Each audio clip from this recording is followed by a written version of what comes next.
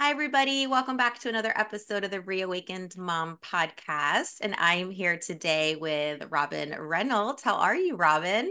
I'm good, thanks. Awesome. So happy to have you here. And Robyn is going to help Glad us. to be She is here. a professional organizer. So I cannot wait to dive into all of that and kind of hear how you got started doing that and why you got started. So, would you mind just kind of introducing yourself and tell us how you got into organizing?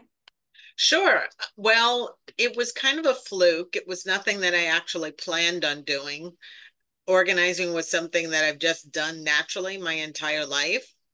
And one day back in whatever it was, because I've been in business now for 16 years, I was reading a magazine and I came across a mention about the National Association of Professional Organizers. And I was like, what? Yeah. That's a thing? Like I had no clue because I had never heard of it, had never seen anything about it. Back then you didn't have any TV shows that mentioned it. I was just in utter shock. And I was like, I could actually make a living doing something that I really enjoyed doing. Yeah. So I immediately joined the organization and then just kind of figured out how to start a business because I had always been an employee and had no idea. Yeah. So I figured out how to start a business. Oh, that's incredible. And So, here we like, are all these many years later. yeah, was there something that you started with? Like, were you like, I am so into like kitchens or closets, or was there like a space that you just love to organize, or were you just kind of into everything? No, I did a little bit of everything and I still do. I mean, there are things that I like doing more than others, but I just do whatever it is that my clients need. Yeah. Oh my gosh. I love that. Yeah, I like to organize things like myself. I like to be organized, but I don't know if like my home is necessarily like so organized. And right now I have a 14-year-old, a 17-year-old, I have a 31-year-old stepson. So we've gone through so many iterations of like our house and what that looks Right. like with young kids and now teenagers and all the things that we need. So I would love to know, like, for you, like, what does it mean to like have clutter in your home? Like, because I feel like that's a big thing for moms is to feel like things are cluttered and unorganized. So, what does it mean like for clutter and how do you clear that out of a home? Well, it's funny because when my daughter was born, I always say, you come home with this little thing, and literally it's so tiny, but they come with a room or a house full of crap. Yeah. You've got the bouncer, the this, the that, the play yard. I mean, they come with so much stuff for such a little tiny bundle. Yeah. And that's where it starts, especially when you have kids. I mean, it can start obviously for people before that, but when you have kids, it's just a nightmare until they kind of get to probably about teen years when they stop getting into, they're no longer into toys. Yeah. So it's just very chaotic when you're living with clutter. Mhm. There's this thing that I always say, I have all these Robyn-isms when I'm working with my clients, and I'm writing a book about it now, that everything has a price: time, space, money, or energy. Mhm. So, sometimes it's one of those things and sometimes it's multiple of those things. Yeah. But it definitely affects you in more ways than you really realize it. Hmm. Yeah, it totally does. I know when I had my office and I totally redid it because I would come into my office and I would just feel like, "Ugh, like I don't even want to be in my office. Like I didn't like the color, I didn't like Right. the flooring, I didn't like my space. But when I changed it and I put quotes on the wall that I love, my energy just shifted. Like when I got rid of things that I didn't need anymore, like you can feel that in your energy. So it's so true in your home. If you walk into a room and you're just like, oh, because there's toys everywhere, or you don't like the space, like it totally Absolutely. affects your energy. Totally. Because I know when I first moved into my first apartment years ago, there was furniture. It didn't feel like a home. Like I just Yeah. didn't like being there. I couldn't feel productive. I couldn't do anything because it was just furniture in a blank room or in an Hmm. empty room, nothing on the walls. There were no plants. There was no life. It wasn't like it was lived in. So I feel that your space needs to give you, I mean, it sounds so cliche, but that sense of peace or at least calm or something, or you need to enjoy what you're looking at or how it makes you feel so Mhm. that you can do the things that you need to do, which is usually being productive in whatever way that means. Yeah. You know, whether it's working from home, working on a business, even just taking care of the home or taking care of the kids, whatever it is. I just feel that it needs to give you that feeling so that you want to do something instead of being stagnant when you just look and you're just like, ugh, and you Yeah. just can't stand what you're looking at. Exactly. It's so frustrating. But like the mom that's listening, that's like, yeah, but Robyn, that sounds great, but I have zero time like to do anything. You're telling me I need to declutter or clean up my house and that's going to save me time and energy. Like, how? Like, do you have any tips on how, or what do you say to that mom that's listening? Well, people think it has to be done all at once. You have to think of it as in, when you gain weight. Do you gain 50 pounds in a day? I No, hope not. it creeps up over Yeah. time. So you do the same thing with decluttering. You start in one area and then just do a little bit, whether it's 15 minutes, 30 minutes, whatever you have time for, do that area. When you have another, little bit of time, do another area. The only thing that I will say is to complete one room and don't jump around from room to room, because Mm-hmm. then you won't actually feel that you're accomplishing anything. And Mm-hmm. when you see the progress, it motivates you to keep going. So finish one room before you end up going to another room. Mm-hmm. Yeah. Do you have any recommendations for like where to start? Like if a mom is looking at like every room and she's like, every room is bothering me. Like every room is cluttered with like my kids' stuff and their clothes and all of these different things.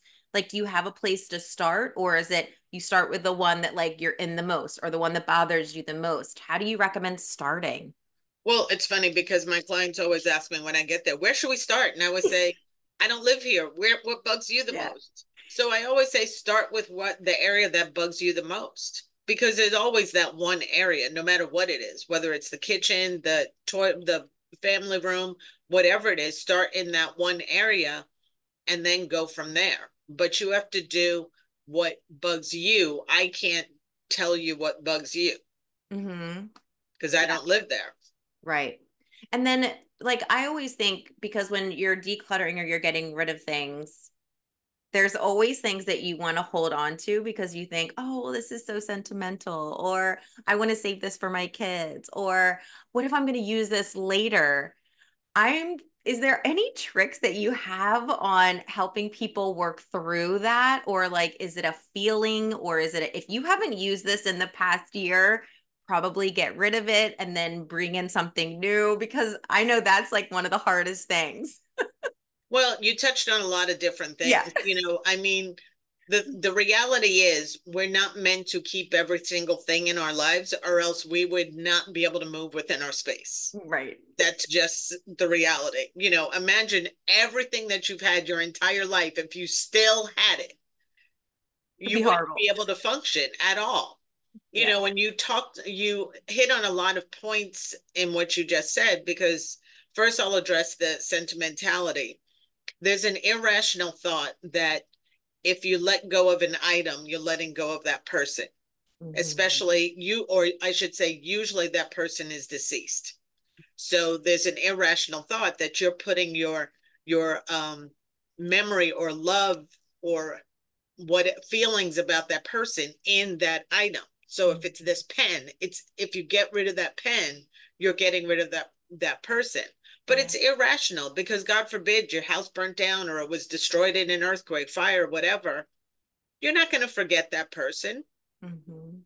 So Yeah. you have to really just kind of, I call it another Robynism, talking off the ledge, because that's what you have to do. You have to be really harsh with yourself about making decisions. You had said something else. What else did you say? It was sentimentality. Then you said, oh, needing it. Yeah. So that's basically one day syndrome. One day I might need it. Yeah. And one day I might win lotto, but I don't play. It depends on what the item is. If it's, a screwdriver, yes, you one day you may need that screwdriver, but do you need 10 screwdrivers? Probably not. Mhm. So maybe a couple in various sizes, but you don't need probably 10 of them or however many that you have. Mhm. So it really depends on what the item is. People hold on to things a lot when it comes to clothes, either Yeah. because they've outgrown it, it doesn't fit anymore, or they just like it, whatever, but they don't wear it. Mhm. Again, depending on what your lifestyle is. You don't wear a ball gown every week or Mhm. every month, even. So if that's not your life, if you have, the millions of bridesmaids dresses, it's probably okay to let them go. The 80-20 rule is alive and well, which is we use 20% of what we own 80% of the time. And Mm. even think of it for yourself. When you go get dressed, you probably go to those same 20 pieces or 25 pieces, whatever it is, all the time. You Yep. like them, they're comfortable, they fit well, whatever the reason is, they look good, and the rest of the clothes just sit there. Mhm. I mean, I know I do it myself, and I have to force myself to be like, oh, maybe I'm going to go and wear this now. I mean, I do have my work clothes, but when I'm going out or doing something else, okay, I'm going to wear something different now because I have all of these things and I like them. So, again, think for yourself, are you really going to wear it? And when it comes to fitting into something again, how long has it been since you fit into those clothes? Has it been a year, 2 years, 5 years, 10 years? Because sometimes people hold on to things for a very long time. Mhm. And usually you do not get back into those things, especially the longer that time goes on. Because as life would have has it, the way it works, we just automatically, unless you truly take care of yourself, we're always gaining a couple of pounds every year. Mhm. It's just kind of what happens with age. Yeah. And then I always tell people that by the time you lose it, if you lose it, you're going to want to reward yourself with a new wardrobe anyway, Absolutely. because you Absolutely. finally did it. So why do you want to wear the old stuff? Unless it was Right. something, one of your favorites or something, then keep that. But to have bins and bins of clothing, or even people do it with maternity clothes. Well, you never know. I may have another baby. Okay, well, within, a few years, if you haven't decided if you're having another baby, or even baby things for that matter, that's what showers are for. Mhm. You don't have to rebuy everything because that's what showers are for. People are going to buy you the stuff. Now, yes, you could break down a crib, but the things that are bulky, like the little walkers and the, whatever they are, little cars or whatever things they have. I mean, it changes so quickly. Even every couple of years, it's like, what is that? That new invention for a Exactly. kid. The new stroller. I'm like, look at that thing. Oh my God, that's high tech. Exactly. Exactly. It's like, do I really need an industrial stroller? Like, what am I doing that I need an industrial stroller? Yeah, exactly. I look at them and I'm like, does that thing have an elevator? Because I'm like, there's so many floors to like these strollers now. I'm like, how do you know where anything is in your stroller now? Where's your Yes, child? it's like you're living out of your stroller. Yeah, it basically is. But yeah, I that's really, really, really great tips. And I don't like to keep a lot of stuff. I do like to try and be a minimalist as much as possible, but I do find like with my kids, especially as they're getting older, like I have wanted to keep clothes that I'm sentimental about.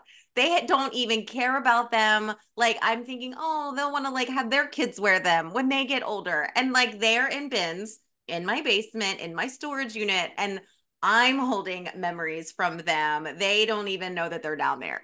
Yeah. And it really depends on what it is. If it's kind of like, oh, this is the outfit that I brought them home from the hospital in, that's one thing. If it's a christening outfit or if it's something that was very special, then those might be something to hold on to. And it's funny because my mother actually had my christening outfit. And when she passed long before I had my daughter, but when I had to clear out the house, it was so tattered that it just went in the trash Yeah. because no one could have worn it, Yeah. Yeah. and it wasn't worth trying to fix because it was just, it's very delicate lace and whatever that toile or whatever it was made out of.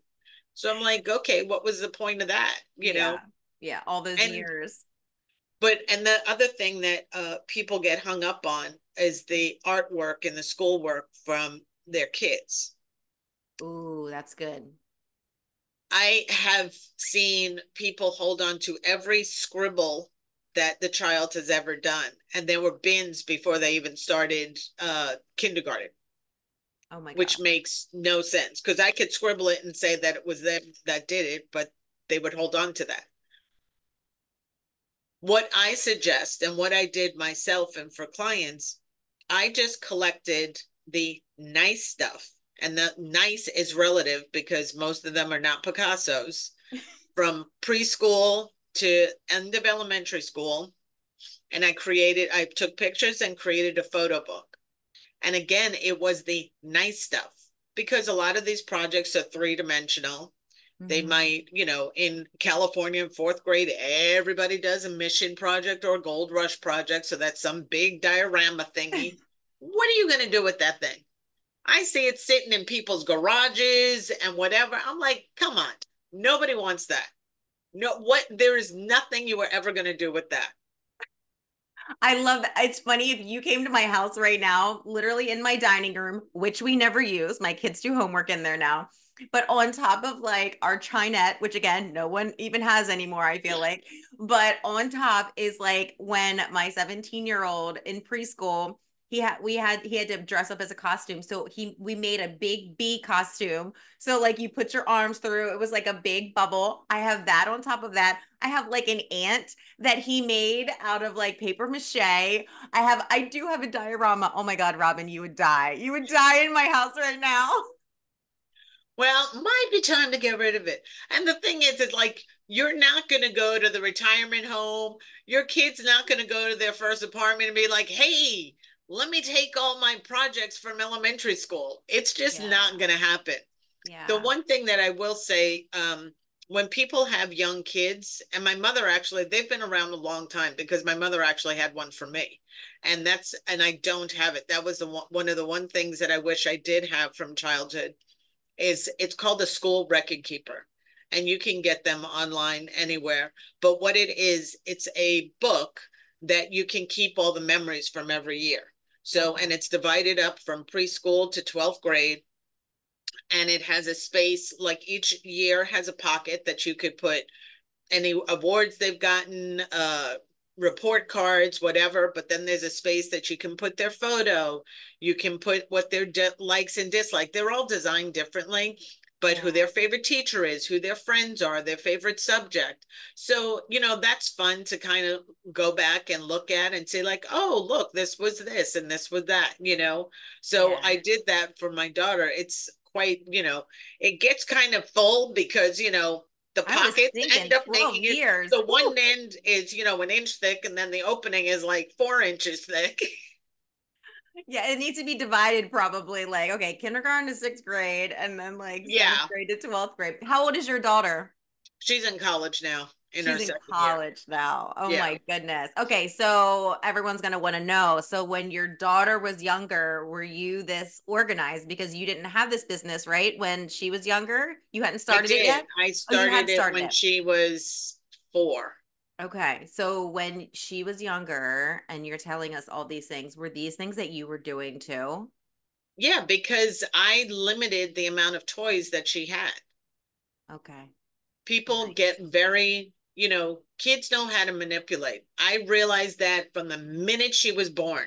If she cries and then you pick her up, oh, look, she stopped crying. They learn to manipulate day one. Okay, maybe day two, Yeah. but it is ridiculous. So people give in too much. And I know it's a little bit of parenting, and obviously I'm not a parenting expert. I can only tell you what I did and what has worked to maintain, Yeah. a lot of things. People have a tendency to give in that every time you're in the store, mommy, I want, I want, I want, I want. And they give in because they don't want the tantrum. They don't want this. They don't want that.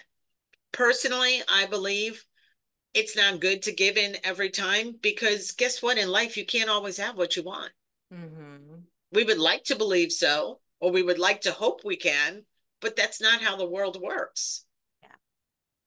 So if you grow up just always wanting and getting every time you say I want, sets you up for failure eventually, Mm-hmm. because there's going to be some point that you want something that you can't have.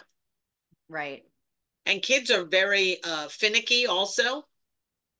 So they'll play with something for 2 weeks and then forget about it. Mm-hmm. My daughter's birthday is in August. So one year we had a birthday party and she got all these presents for her birthday. And I don't do big, massive parties, but she had all these presents. And come Christmas, they were all sitting in the bag. None of them were open. So I sat there and gave them all for Toys for Tots. Obviously, she could care less about them. Yeah. I mean, they don't need so many choices, and it's funny because when she was little, put her in a box, pull Yeah, that box around the exactly. living room. She's the happiest camper on the world in the world. Exactly. You're like, seriously, like that's all you needed was the box that the present came in that I just put all this time to No, put not that even car like a together. cardboard moving box. Or, any big kind of box, shipping box that would come in. She'd hop in that box and just, whether she would play in that box or I'd pull her around in that box, push her around like a car. She was just the happiest camper in the world. Mhm. Yeah, it's so true. Yeah, that's really, really smart. The parents that are listening that, they have their younger kids probably at home, they want to start doing these kinds of things. How do you get your kids involved? Like, do you talk to parents about like how can they keep their kids involved and like once you come in, you organize the house or you help the family get organized, how do they stay organized? Like you do you recommend things like that? Like, hey, let's get your kids involved in this. Like make it a fun game or give them some choice in like do you have this kind of thing or this kind of thing? I'm just curious if that comes into it, play it all. Not really, not Yeah. as far as getting the kids involved because they're usually at school or something Yeah. when we're working. Yeah. But I believe they're never too young to do some kind of chores, Yeah. even if it's a matter of put those toys away before you take out more toys, Yeah. which I always did with my daughter and what I tell parents to do also. But the thing too is that kids need to understand the mess that they're making. And if Hmm. you don't have them put away their stuff or teach them to start putting away their stuff when they're young, you're just going to be picking up after them forever. Exactly. It may be toys now, but then it's going to be the clothes. It's always going to be something that you're picking up after them. Yeah. So once the systems are in place, once we set up the systems with the clients and the parents, I always say now it's up to you in order to maintain it because I don't live here. Yeah. So you need to reiterate to the child, what is being done or how things are being done. And even if they're too young to read at that point, you can always put pictures on the outside of the bin to say, okay, this is where the cars go. This is where the dolls go. This is where the Legos go. So you put a picture of each of those things on Hmm. the bin or whatever, the stuffed animals, so that they understand that's where things go Hmm. and put things away, as I said, before you bring out other things. Otherwise, they pull out every single thing and then it's just an absolute nightmare. Yeah, it's so true. And I remember we would do like rotating toys, like we because we have a full basement too. And then the kids, when they were younger, didn't want to go in the basement by themselves. Like they wanted to have one of us go down. So then Right, we, right. okay, so we'd have toys, a couple toys upstairs, and then we would rotate through the toys too. So there weren't so many toys out all at once, taking up every single space that we had in the house because it Yeah, gets crazy. yeah. I always say we're an abundant society and we get way more than we get rid of. And that's very, very true when it comes to toys because, in-laws and family are very guilty of bringing stuff for kids all the time just for a visit. Oh, I brought you this just for no reason. And again, that sets up the kid that every time they come, like, what'd you bring me? Hmm. I used to do that with my mother and she's like, did you send me to the store for something? I was like, well, no, I guess I didn't. But That's hilarious. I know. I mean, I can laugh about it now, but then I Yeah. was like, What do you mean? Yeah, I want something. Yeah, exactly. Like, oh, even just grocery shopping. Oh, what'd you bring me? I Mm. expected a treat. She didn't send me, I didn't send her to the store for a treat. So Yeah. it was just funny and it was just a running joke. But I lost my train of thought. What was I saying? We were saying I don't know. Oh, yeah. Gosh, what were we talking about? We talked about so many things there. Oh, it was just rotating through toys. I was just sharing how I rotated through toys, and then you were talking Yeah. about the abundant mentality, and we get so many different things. Yes. Oh, so I know where I was going. So I would, even with the family members, whether they're in-laws, grandparents, whoever they are, if they want to bring something for the kid, tell them to put that $20 into a 529, because let me tell you, college ain't cheap. Hmm. And when my daughter was born, somebody told me that by the time she went to college, it would be about $250,000 for 4 years. And that sounded insane. Yeah. Insane. Well, let me tell you, the average private university now is between 70 and $80,000. Taking a breath because I'm going to be there next year. So. Yeah. Yeah. So, those $20 on each toy or whatever it is, or take them out for an experience. I'm sure if you thought about it for yourself, do you remember, anything that your grandparents brought you, or anything, or any gifts that I remember one thing that I got only because of the way that it was presented to me was just a big thing because I wanted this bike. But outside of that, I don't remember anything that I got. Yeah. But I remember, my grandmother lived with us my whole life. She never drove. So I remember, when I was old enough, like 12, 13, taking her to the mall on the bus by myself, like that was the big deal, like I was taking my grandma shopping. You know, Oh, cute. it's the experiences Yeah. that you remember. You don't remember the stuff. So take the kid out to the park, take them to wherever, do something, because they're going to remember that. They're not going to remember the toy because the Yeah. toy is insignificant. Yeah. That's great advice. I love that. You have shared so many things on this podcast. I've loved it. You're so hilarious. I love your isms. I'm sure are you putting those in your book? I am.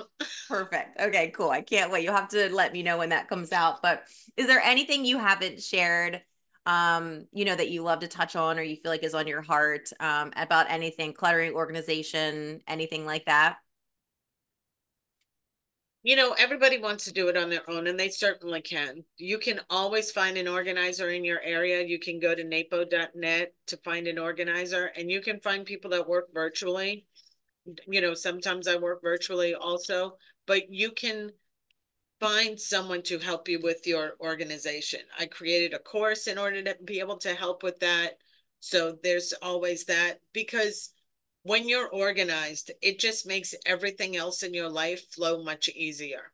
Hmm. You do have more time, you do have more money, you do have more energy, and of course you do have more space. But it just has so many, the benefits outweigh the negatives that everybody should.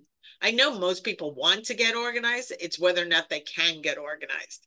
And everybody can. Sometimes it just takes a little bit extra effort because it may not be your natural way of being.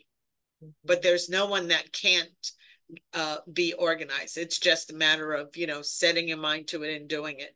Just like, losing weight is the easiest way to equate it to. You can't just say, okay, I'm going to lose weight, sit on the couch and eat bonbons. You have to make the effort. You have to change your eating. You have to put in a little bit of exercise, a Yeah. little bit at a time. So you can do it. So, and I believe everybody truly can do it. It's just whether or not they want to put the work in. Yeah, I love that. Yeah, because I totally believe that too. And also, like everybody has different lifestyles. So some people like to have a little bit more stuff around where I would might be like, ooh, that makes me uncomfortable. So everybody is Right. different. So I'm sure it's so unique when you are working with everybody. So because everybody lives in their house different.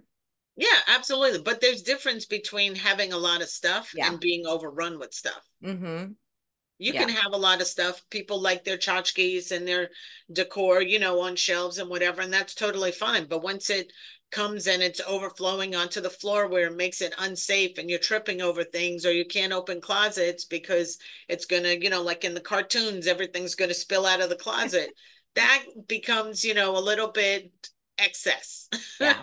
and not so much just a little bit. Yeah. But, so that's the difference. You can have a lot of stuff if that's what you like. You can be a minimalist if that's what you like. But when it overruns you and it dictates how you're living, that's the difference. Yeah, absolutely. Thank you for sharing that. This is the one question I love to ask everyone before we end, and there's no right or wrong answer because I always get Okay. that like, what am I supposed to say? Whatever you feel. But I feel like we as women don't celebrate ourselves enough. But I would love to know what is something that you love about yourself right now, Robyn. What do I love about myself? Well, it's a couple of things actually. The older that you get, you don't give a crap about what other people think. Okay. So I am at a point now that I am who I am, and I love that. Good and bad, I accept me, and I love that about me because I'm not going to change at this Yeah. point. And why should I? So just self acceptance of who Mhm. you are, of the good points and bad points, because nobody's perfect. We all have positives and negatives to who we are. And then the other thing is, ironically, I had a big gala to go to for a charity I'm involved in over the weekend, and I had given my daughter an old dress of mine that I wore the weekend I got married, because I got married the same weekend as my best friend. And I wore this dress to her wedding. So this was 21 years ago or something. So I had given it to my daughter because it didn't fit, but I've been on a journey. I was like, she pulled it out because she was going to take it to school for a formal or something she had. And it's really too big for her because she's Yeah. much smaller. And I was like, let me just try it on. I lost some weight. Let me just try it on and see if it fits.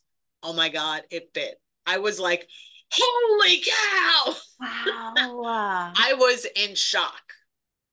So 21 years ago. That's incredible. yeah, I was pretty amazed. I was pretty amazed. Yeah. So I was very proud that I was able to fit in something from 20 years ago. Yes. That's incredible. Yeah, that's like amazing. That's incredible. I don't know. Do I have anything from 21 years ago other But than see, my then wedding that was dress? the other thing. I was like, I can't even believe this dress is 21 years old. That was the other thing. I actually have to, and that's probably the only thing that I have that's that old. But and it's just a dress that I love, and Hmm. I always wanted to wear it again. But one, I just never had a reason to, and mostly because it doesn't fit. Yeah. Oh, that's so cool. Did you post a picture of it? No, I Oh, actually didn't end up wearing it either. oh, you didn't. Oh, okay. Yeah, Well, congrats, man. That's like big props to you. That's amazing. First of all, for having the dress and then being able to fit back in it 21 years later, like that's incredible. So, it's been a lot of work. yeah. Good for It's been a you. lot of work. Just I'm like hungry everything, all the right? time. Yeah. Well, hopefully you go eat something soon. But tell people how to find you. I'm sure if they're like, "What? This sounds amazing. Would love some more tips," or just to kind of see what you're posting and Sure. Well, you can always go to my website, which is Organized to Harmonize, and that's the number two. And you can follow me on Instagram the same. It's awesome. Organized to Harmonize.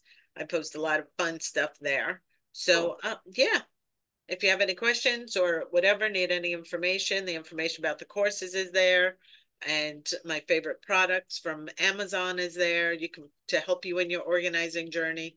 Just a lot of things also. And if you're interested in being an organizer, I have a course about that too. So you can Ooh, uh, let me know, and I will send you the information for that, because that's not on my website. That just cool. finished. So maybe by the Awesome. time this airs, it'll be there. Yeah, absolutely. Very cool. Yeah, and I will make sure that's in the show notes too, so people can Okay. easily go and find it and all that kind of Okay. stuff. So Awesome. thank you so much for being here today, Robyn, and just sharing all your isms and all of your You're great very welcome. It information. was my pleasure.